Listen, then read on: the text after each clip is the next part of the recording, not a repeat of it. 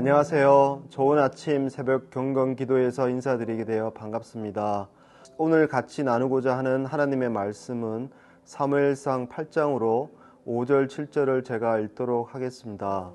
그에게 이르되 보소서, 당신은 늙고 당신의 아들들은 당신의 행위를 따르지 아니하니 모든 나라와 같이 우리에게 왕을 세워 우리를 다스리게 하소서 한지라.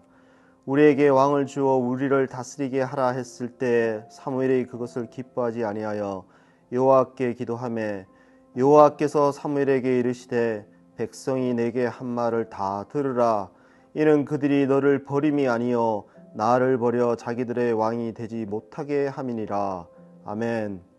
오늘의 말씀은 사사가 된 사무엘의 두 아들들이 뇌물을 받고 판결을 바르게 하지 않자 백성의 대표인 장로들이 사무엘에게 찾아가 왕을 청하는 내용입니다.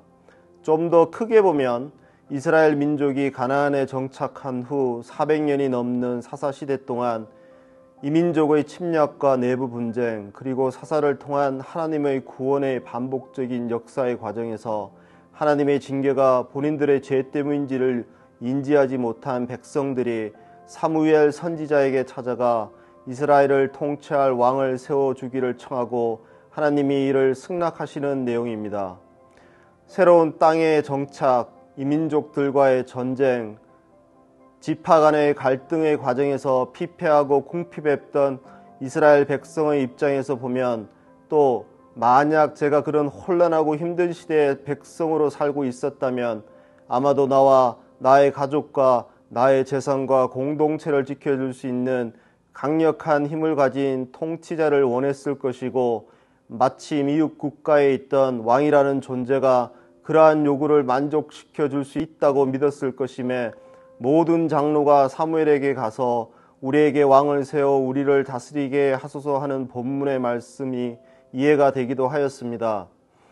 하지만 이스라엘 백성들은 여호수아 24장의 세겜에서의 언약, 우리가 결탄코 여호와를 버리고 다른 신을 섬기기를 하지 아니하오리니 라는 약속을 버리고 에봇과 드라빔과 같은 신당을 짓고 바알들과 아세라들을 영적으로 섬기고 있었으며 레위 제사장들의 처벌 사건이나 사무엘 아들들의 뇌물 사건에서와 같이 사회가 성적으로 문란하고 도덕적으로 부패하여 어지러운 시대를 보내고 있었으며 사사기의 말씀 이스라엘의 왕이 없었으므로 사람마다 자기 소견에 옳은 대로 행하였더라처럼 그 시대의 혼란스러움과 어려움은 왕이 없음이 아니라 왕이신 하나님을 버리고 인간 스스로 왕이 되어 행하였기 때문임을 알 수 있었습니다.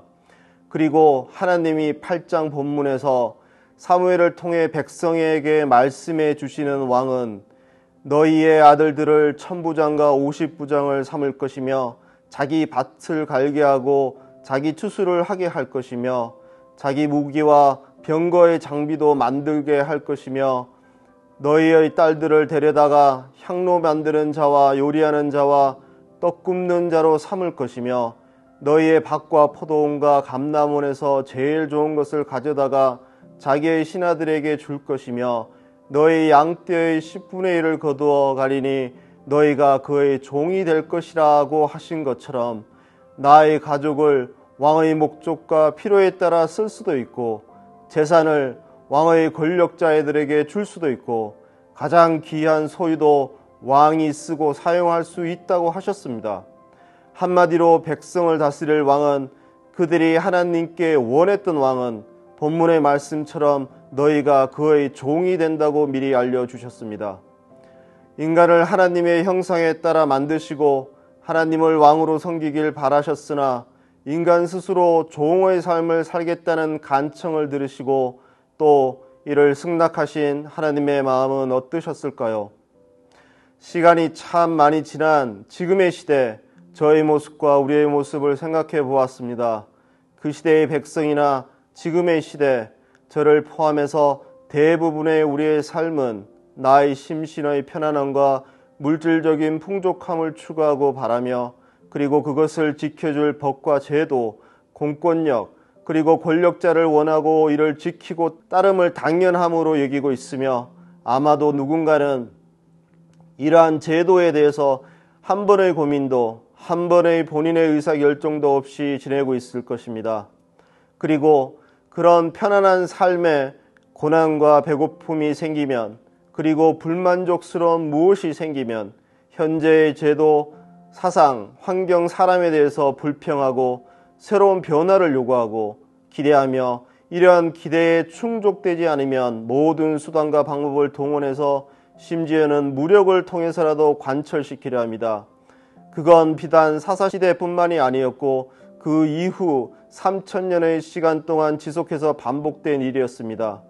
인간이 만들어낸 다양한 제도 속에서 수많은 나라가 있었으며 그 나라들을 다스리는 수많은 왕이 있었고, 그 대부분의 왕들은 백성을 구속하고 억압하며 권력을 지키려 하고, 또 그 백성들은 평소에는 그 구속 안에서 안위를 누리지만 풍족함이 끝나면 스스로 새로운 왕을 세웠습니다. 하나님은 처음에도 오늘의 본문 말씀의 배경인 사사시대의 말기에도, 예수님이 오셨을 때도, 그리고 지금 제가 말씀을 나누는 오늘 이 시간에도 저와 여러분 앞에서 왕으로 계시고 또 저의 말과 기도를 듣고 계십니다. 그리고 과거의 그때나 지금의 오늘도 이 모든 것을 보고 계신 주님은, 진정한 왕을 보내셨는데도 여전히 변화가 없음을 보고 계시는 주님은, 저희 삶을 주관하고 계시지만 왕권을 행사하지 않으시는 주님은 세상 모든 사람들이 주님을 진정한 왕으로 받아들이시기를 기다리고 계십니다. 하나님은 우리가 태어나기 전의 모습을 지으셨을 뿐만 아니라 우리를 지으신 그 목적을 위해서 우리의 하루하루의 삶도 계획하고 계십니다. 구속의 삶이 아닌 진정한 자유를 주시고자 저희가 진정으로 주님을 받아주기를 기다리고 계십니다.